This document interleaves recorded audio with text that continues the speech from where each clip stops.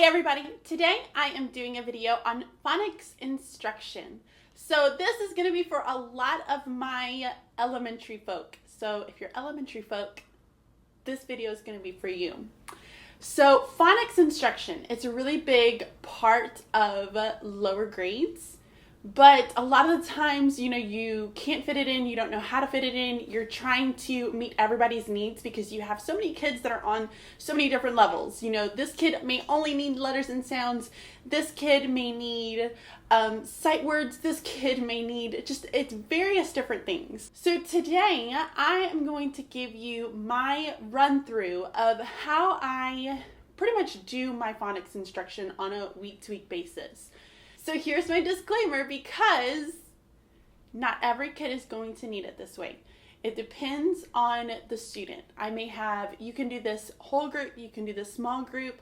A lot of the times I will kind of intermingle it because I don't focus on it so much in whole group. I will touch on it, introduce it a little bit, but because I do a lot of my instruction in small group and make sure that I'm really meeting those individual needs of my students, that is where I do a lot of the heavy learning and explicit instruction when it comes to my phonics lessons. So let's talk about phonics instruction. The model that I'm going to be giving you and showing you today is going to be for your sight words. It's going to be for your letters and sounds. It's going to be for your word families or your spelling patterns. So any of that can be fit and made to use with this model. I use this a lot with my intervention group. I was very explicit with my intervention group, and this, y'all, was pretty much done the exact same way the entire year. I had a few students who just were not learning it. They were not getting letters and sounds. It was really difficult. And when I came up with this model and I stuck to it and I did it every single day with them, they started learning their letters and sounds, which was a huge triumph. That's not a word. It was a huge moment for them, and you could just see in their eyes how excited they were about how they were just getting it and they were finally learning it and they were finally able to do it, basically. This is how I pretty much do my phonics instruction. And what I'm going to show you, and I'm going to put in some little clips here and there showing you a few different things, but what I'm going to show you with is letters and sounds, because this is what a lot of my heavy intervention load that I needed to come up with last year, and it really helped me. The product that I'm using is actually a phonics bundle that I created, and it's for your letters A through Z. Now again, you can make it fit for whole group, you can make it fit for small group. If you are a pre-K teacher, this would be a great whole group activities that you can do with your students or make them into little centers, so that would be able to work as well. And what I've done is created a lesson plan template for you guys so that you guys can use this for your small group, your intervention group, however you need it, so that you can follow the different steps and just kind of create your lessons for that. The way that I did it is I didn't pre-fill it every week. I would sit down every afternoon or right after that small group. It was pretty easy. And I would circle different areas that I wanted to focus on. I would write those in really quick. It was kind of chicken scratch because this model is it's right there. It's explicit. It's out there. It's like the exact same thing every single day. So you learn it really easily and you don't have to sit there and write out every single detail of it. So here's what I did. So for a whole group, at the very beginning of the week, I would introduce the letter or sound. And when I introduced the letter or sound, I would show them an anchor chart. We would practice the motions, and Kara Carroll did a video of her son doing the motions. So I'm going to leave a link for that so that you guys can go and check out her motions that she did. I would show them I would show them the anchor chart. We would discuss the anchor chart. And with my anchor charts that I used, I have environmental prints. And here's why. Because at the very beginning of the year, we talk a lot about environmental print. We bring in a lot of environmental print words that students already know. So it's giving them that, hey, you're already a reader. You can already start reading those words. They're out there. You know what they are. So I would bring in a lot of environmental print.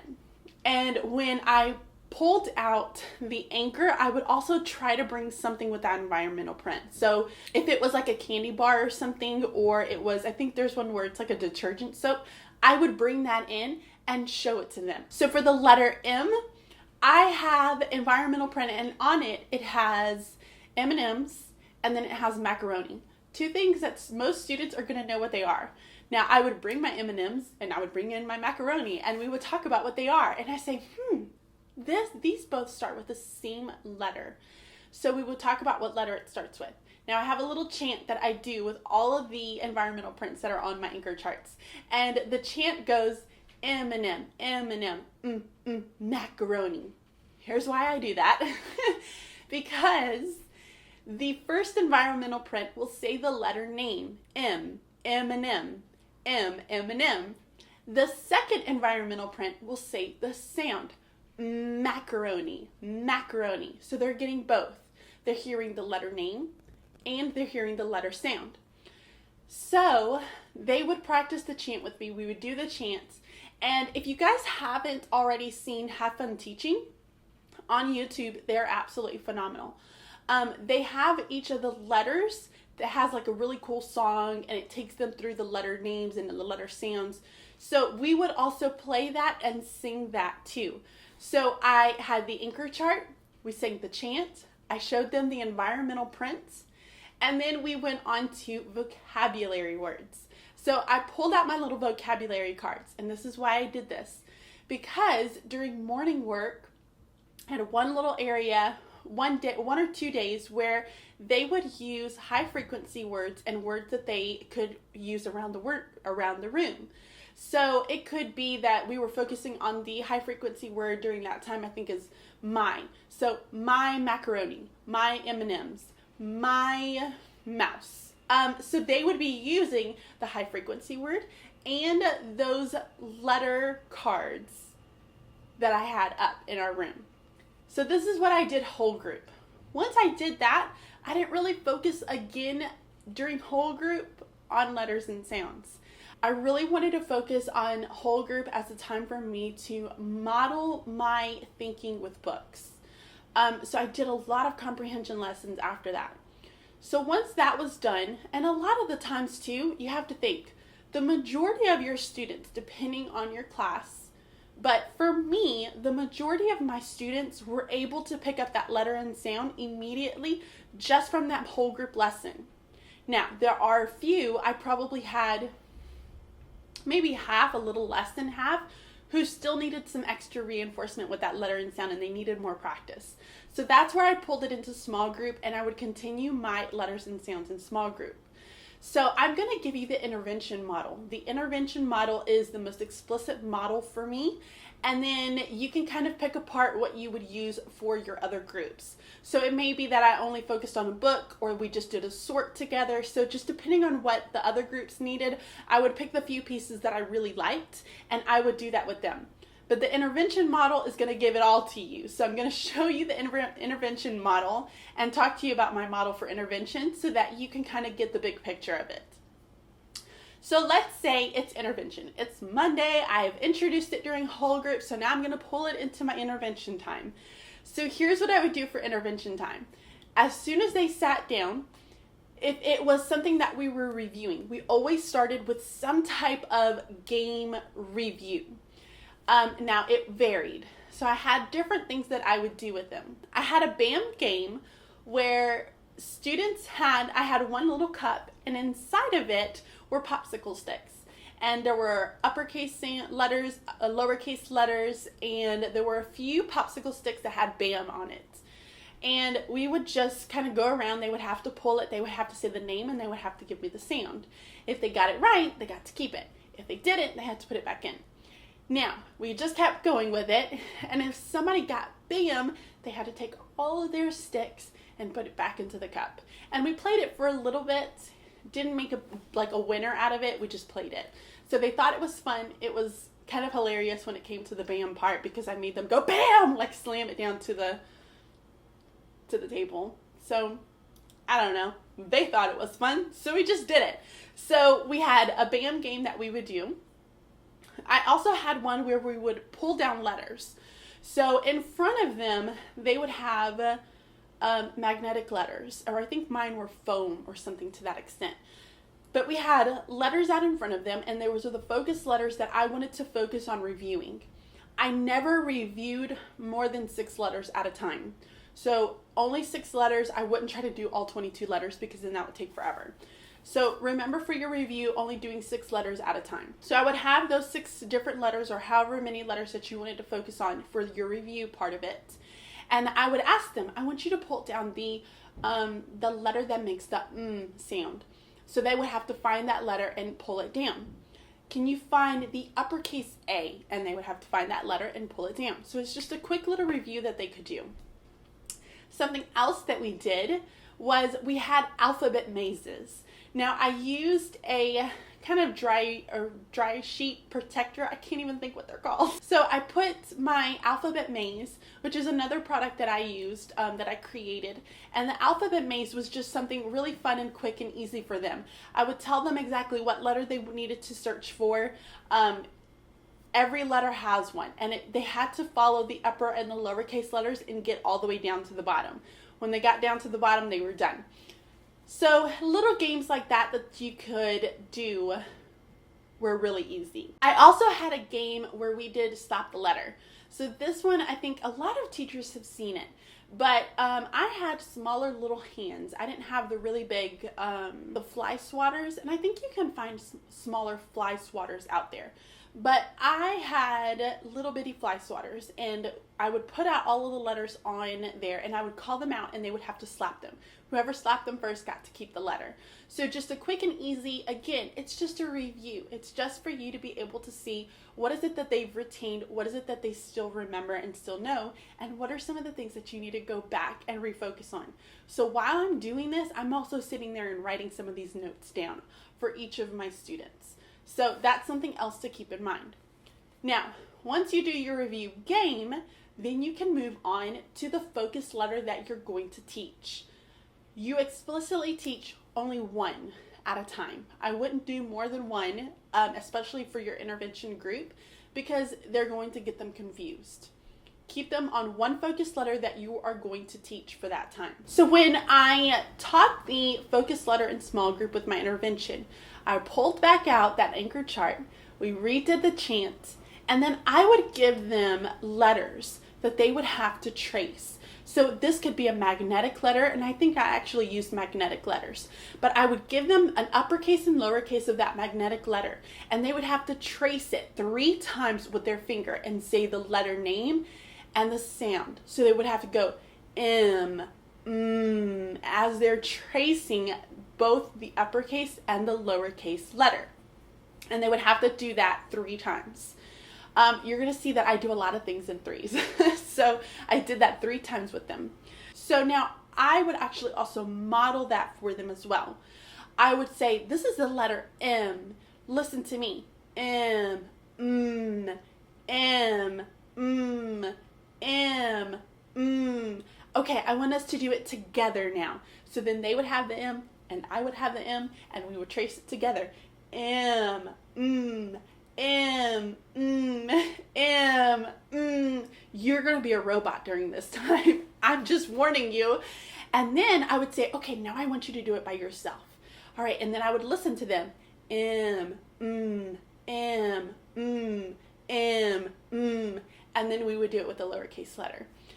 So you're doing it, you're modeling it 3 times, you're doing it together 3 times with them, and they're doing it independently 3 times. So by the time they finished, they've said the letter name and sound for both the upper and the lowercase, each of them 9 times.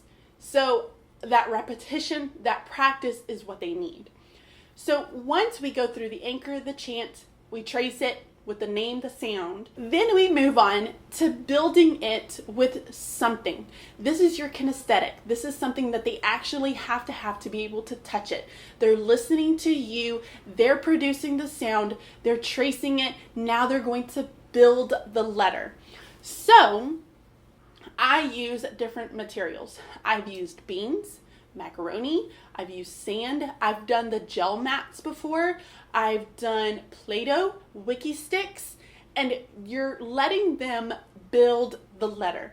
Now, in my phonics packet, I have a sheet that's made for this. So you can either put it on top, put it inside of a dry erase sleeve, or you can laminate it and have it to be able to reuse it every single time. So they would build their letters after they've built it, and then we went through and practiced writing it. Now, on the bottom of that page is a section for them to actually practice with handwriting. If you even want to cut off the top part and have them just glue that bottom section part into like a notebook where they can keep it, you can definitely do that. So I would model for them how I would write it, and then I would watch them write it. And every time they did it wrong, I would correct them, and they would have to try to do it again to make sure that they were getting down the right formation. So we would practice writing it. Now here's the key. Remember when I did the tracing? We do the exact same thing for handwriting. So when I showed them how to write an uppercase M, I would say, okay, we're gonna write an uppercase M. Watch me.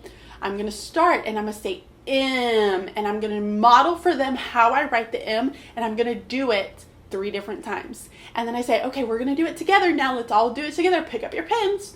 Show me where you start, and they show me where they start. We say, okay, let's do it together. Say the letter and the sound. M, do it again. M, and then I would have them do it 3 more times independently. And we would go back, do the whole same process with a lowercase letter. You guys are probably thinking, whoa, she is taking forever with these kids. Well, sometimes it would take long. Okay, so now we have done a review. I've done the anchor chart with them. We've traced it with our fingers. We've built it with some type of material. We've practiced our handwriting. Now we can move on. So at this point of it, there are some different things that you could do. I've done various different activities. Now, the part that I've done so far, the review all the way to the handwriting, I would do it every single day with them. Every day. The bottom section, I would alternate it. So it may be that on that first day, all we did was do a uppercase and lowercase sort. So I have a sheet that has different fonts of that particular letter, and they would sort the uppercase and lowercase letters. Again, still having them say the letter, say the sound as they sort it. The second day, I would do all of the above, from the review, the very first thing, all the way down to the handwriting. And I would have them the next day do a sound sort. So looking at the pictures and sorting if it makes the M sound or it doesn't make the M sound. If it was a vowel week, then I would have them take out is it the beginning? Does the vowel come at the beginning of the word, or does it come in the middle of the word? And we would sort those. Again, if it was another vowel week, there is an option for just vowels. This is only for vowels. But there's an option to have cards where you have the beginning, middle, and ending sound, and you blend them together to create the word. And it's like a little puzzle, so they would be able to, you would give them probably like 2 or 3 inside of a little bag, and they would have to take out all the pieces and build those 2 or 3 words, and they would say the words, and they would share the words out to the person that's next to them, and they would put them back in the bag, and you can switch it with students. So that could be another activity for that day. The final option that you have is to also do books. Each letter comes with a student book. You print them out, cut them up, just staple them a couple of times, and then their book is ready to go. What's nice about this is that students can write in it, they can keep it, they can take it home to practice it, they can draw in it, circle things, whatever they desire that helps them to remember things, or as just like a quick review as you're teaching that letter or sound. For the books, what it has is it'll have a sentence, it'll have the 3 letters in the middle, and then it'll have the word at the bottom. Now, here's how it works. Let's say for the letter I that you're teaching that week, the sentence at the top says, he can see the igloo. So students would say and point, he can see the igloo. Igloo. And that's what the 3 letters is for them to be able to look at the letter, point at it, and say that sound to that letter 3 times, and then they're repeating the word at the bottom that begins with that sound. So he can see the igloo, igloo. And then you would have, he can see the ice. Wait a second, that doesn't start with it. This is that time for vowels where you would go through and talk about, well, there are some vowels that say their name, and then there are some that say the sound. This is teaching that strategy. So if they say, ick, that's not right, ick. Well, you would say, well, what happens if you would say the letter name?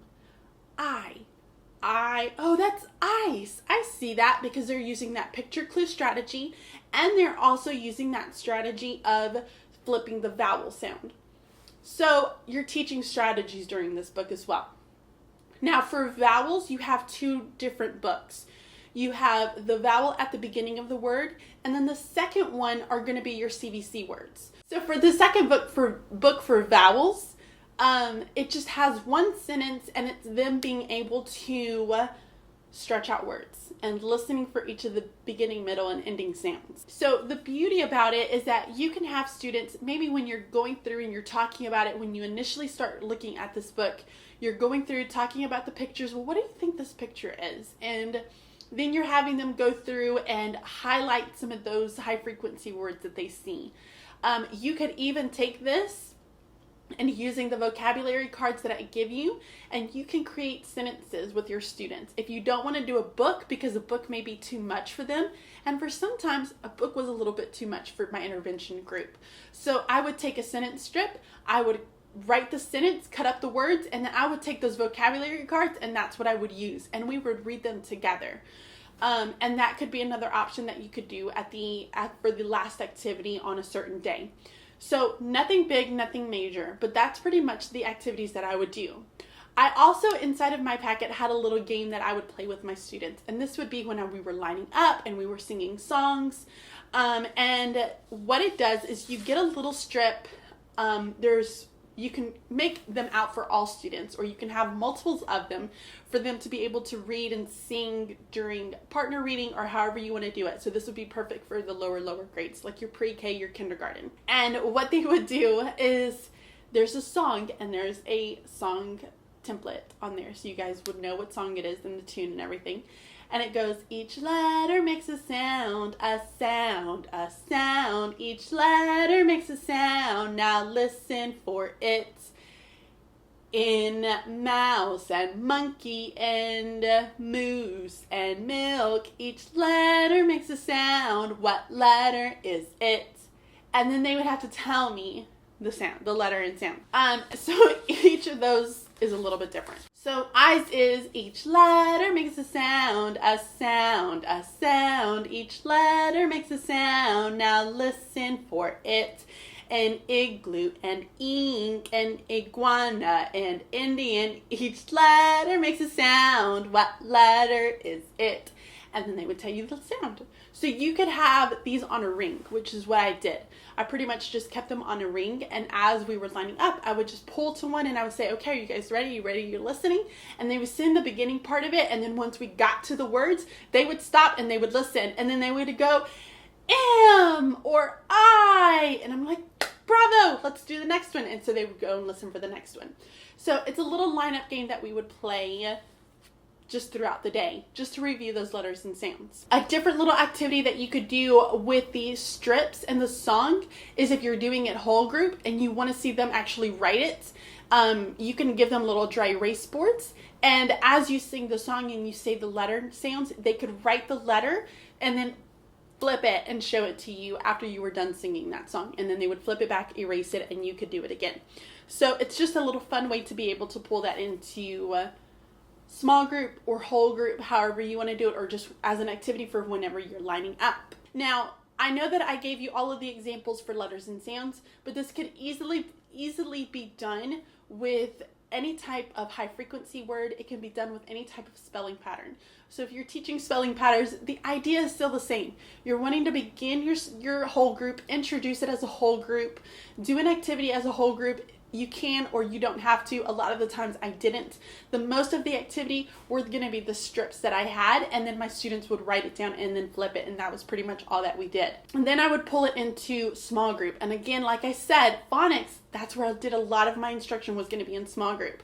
So I started it with a review, and you could be reviewing anything. I would be reviewing high frequency words, and if I was playing the BAM game, I would switch out the letters and sounds for high frequency words, and that's what we would do. You could do the same thing for spelling patterns. It was OI or OY or AI or AY or EE, just whatever spelling pattern that you're focusing on, that's the game that you would be playing. So once you reviewed whatever skill that you wanted to focus on, then you would go on to the explicit teaching, bringing in actual items, bringing in the anchor chart. If you have motions that you can do with it, anytime that you can put any kind of motion to anything, it is absolutely phenomenal, because that is going to help them be able to remember it. That kinesthetic, that listening, that saying it, that seeing it, all of those different types of learning are being pulled into this. Once you did your review and you introduced it, then you're giving them time to listen and repeatedly trace it with their hands, building it with some type of a material, and then actually writing it. And then after that, you could change up the activities that you do every day. Now, if for those higher kids, they don't need to have that, then don't do that every single day. I'm showing you my intervention model. So a lot of the times this is what I was focusing on with them, because they weren't ready to move on to the actual reading of real books. So this is what we were doing. Now, if it was an upper group, then maybe I would do those beginning activities and then just do one, and then we would move on, and we would have our book for the rest of the week and really digging into comprehension. So the model that I showed you and changing it up and doing the exact same thing every day is for that intervention, because that's what those babies needed. They really needed that explicit instruction every single day and that repeated practice. Something else that I did want to touch on a little bit too was that for that intervention model, after I did everything and we did that specific activity for that day, afterwards I would focus on a phonological skill. Every single day I focused on some type of phonological skill. So it may be that I took out some of those cards, just picture cards or anything, and we would just listen to the beginning sound, listen for the ending sound, middle sound, looking at rhyming words, being able to substitute and add sounds. So anything like that is something, and not just one skill a day, and that's what we would practice on. And I think for phonological too, I practice on that same skill for the whole week. So let's say we were going to do rhyming. After I did that activity and I did all the other stuff that I did in the beginning, I would say, okay, let's really quick, we're going to do rhyming. So we did a different activity focusing on that one phonological skill every single day. And that's what we would do. And that's pretty much my entire lesson for my intervention group. Again, switching it up a little bit, throwing in little bits here and there for my other groups, depending on what they needed. So a lot of the times, they wouldn't need upper and lowercase sort, but maybe they would need to have picture sorts or sound sorts. So that's what I would do with them. Or maybe we just needed to read a book with them. And so I would pull that into their group. And maybe there was only one kid that was in an upper group, and I would pull them into my intervention group when I was doing that one activity, and then they would go away. So really making sure that you're also being flexible with your groups is really, really important. So keep that in mind too. I am really excited because I've been working on a lot of things ever since we got back. Yes, I am packing. My place is a hot mess right now. Like, there are boxes right here, there are boxes right there, there are boxes over there, there are boxes in there. It's crazy. So a lot of things may look a little bit different for you guys. I'm going to try to keep things looking a little semi-pretty over here in this area so I can do my videos until we move. So while we've been packing up, getting ready to move to Pennsylvania, we have been working on updating my blog site. I haven't been the very best blogger, but there is going to be a whole blog post that goes back and relates to this phonics instruction. So if you need to go back through and read it a little bit to get a better idea, I'm going to leave a link so that you guys can go check out the blog post that goes with this. So along with my blog getting updated, I have also now made a newsletter. So I would love, love, love for you guys to subscribe to my newsletter. I'm thinking about doing it every 2 weeks. And what I'm doing is I'm going to update you guys on videos, update you on some sales that I'm having, and then throw in some freebies here and there as well too for you guys. But just giving you an overall idea of what is it that you need to be looking forward to, giving you some advice on things for organization, anything that you could possibly needing for that certain time. I'm going to insert it into that newsletter. Subscribe to that newsletter, because any kind of sale, any kind of special deals that I'm going to be having, a lot of my giveaways are going to be happening through my newsletters now. And then I'm going to have freebies for you guys. Just really exciting, fun stuff. So I'm really, really excited to be able to do this for you guys. So I'm going to leave a link for you guys so that you can go and subscribe to my newsletter to receive that. So along with the newsletter, I have now opened up my own personal store. Now, I will still continue to keep my TPT store, but this store is going to be to where you guys can go through and start purchasing some newer items, some things that I would be shipping out to you. So I'm looking to be expanding some of the things that I have in there. And a lot of my promotions, a lot of the giveaways, a lot of the things that I'm going to be doing is going to revolve around that actual store. So I'm going to leave a link to that. So here's my first promotion that I'm going to have for you guys. And this is going to be one of some of the ones that are coming up before the school year. So this phonics instruction, if you teach some of the lower grades and you think that this would be really beneficial for you, I'm going to offer it out. And I have all the letters from A to Z for $25. The bundled price, if you were to add up all the little individual ones, is originally $62. Bundled, I put it down to $50. So right now I'm going to give it to you guys for 50% off. It's going to be for $25. So I'm going to leave a link to my store for my bundled phonics instruction so that you guys can go and grab all of the materials and you don't have to worry about trying to find things and pull things to create these lessons. I'm also going to give you, just as a freebie, this actual lesson plan format so that you can go through and just write it out. So I will have all of the links down in the description box, so please make sure that you go and check those out first. And this is going to continue for the entire month of July. So the phonics instruction bundled will be available for $25 in my shop, not in my Teachers Pay Teachers shop. So make sure that you follow that link that I'm going to leave you down below. So it's going to be available in my shop for $25 for the entire month of July. So please make sure you guys go and check that out and see if this is something that could benefit you and benefit your students. Now the lesson plan is going to be free to everyone. So I'm going to leave a link for that as well so that you guys can go pick up that format and so that you have kind of an idea of the flow of things and how it's supposed to look. I'll put a couple of different formats in there so that you can pick the format that works best for you. So I really hope that this was beneficial for you guys. It kind of gave you a better idea of what it is that I do for my intervention group and pulling in that phonics instruction and how I teach it in the classroom.